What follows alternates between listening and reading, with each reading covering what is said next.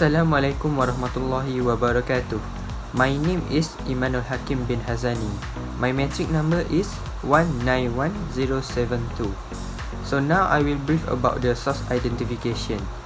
The evidence that we use in our assignment is written document. There are 6 sources that we use in our assignment. The first one is Malayan Emergency by Australian War Memorial. The second one is the Malayan Emergency 1947 until 1960 by Dugdale Poynton. The third one is the Malayan Emergency 1948 until 1960 by Department of Veteran Affairs 2019.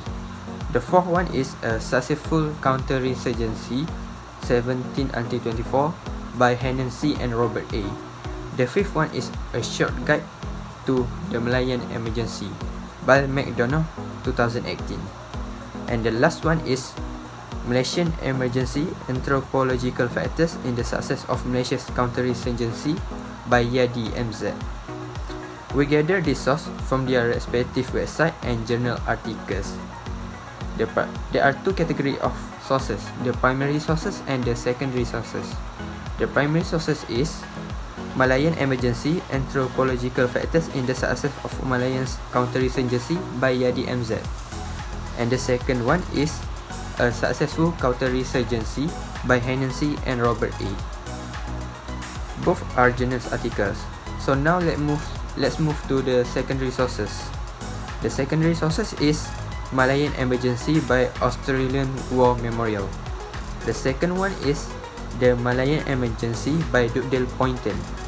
The third one is the Malayan Emergency 1948 until 1960 by Department of Veteran Affairs. And the last one is A Short Guide to the Malayan Emergency by McDonough 2018. All of these sources from website, all of the historical evidence are written document about the event of the Malayan Emergency.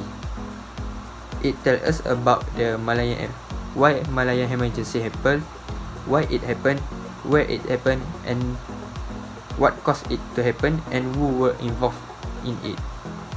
That's it. Thank you.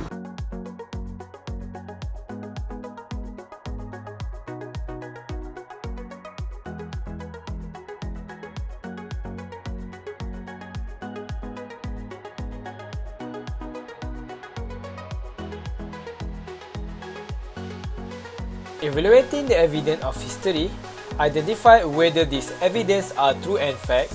The evidence must undergo 3 tests. First is credibility. Credibility is identifying whether the evidence are credible, trustworthy, or has a witness. Who has the author of the evidence? Does the author have reason to lie? Second is consistency.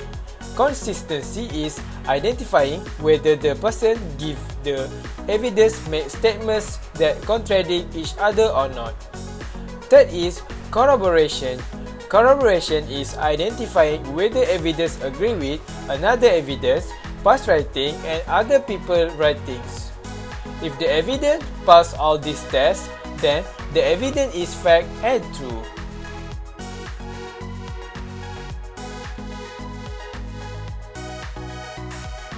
Assalamualaikum, my name is Amin, and today I'm going to be testing the 3 C's, which is credibility, consistency, and corroboration.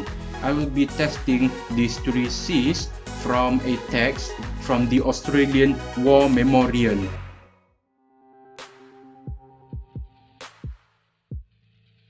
Now I'll be testing the credibility of the text. This text was taken from an article of the Australian War Memorial website. Is it a credible source? Yes, it is. It is because the text is from a body that publishes about war that the Australians have involved in. The Australians were involved in the Malayan Emergency.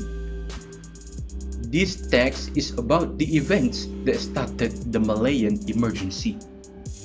The Malayan Emergency was an insurgency that the British and Commonwealth forces fought against the Malayan Communist Revolt from 1948 to 1960. Now, I'll be testing the consistency of the text. Is this text consistent? Yes, it is. A country would not declare a state of emergency if there were nothing bad happening. In this case, the British declared it because of the killings of 3 European estate managers by a guerrilla force that has influence over the Malayan anti-Japanese army that is seeking an independent Malaya. Now, I'm going to be testing the corroboration of the text. Another article from the Department of Veteran Affairs of Australia mentions that the Malayan Emergency occurred after the killing of 3 European plantation managers by the guerrillas that were seeking to overthrow the British administration in Malaya at the time. This information agrees with the article from the Australian War Memorial website. So, the Australian War Memorial website article passes the test of corroboration. As you can see here, the text that we took from the Australian War Memorial article passes all the 3 C's. Therefore, we can conclude that the Australian War Memorial article's text is a fact, and it is true. Thank you so much for watching, and I'll see you guys next time.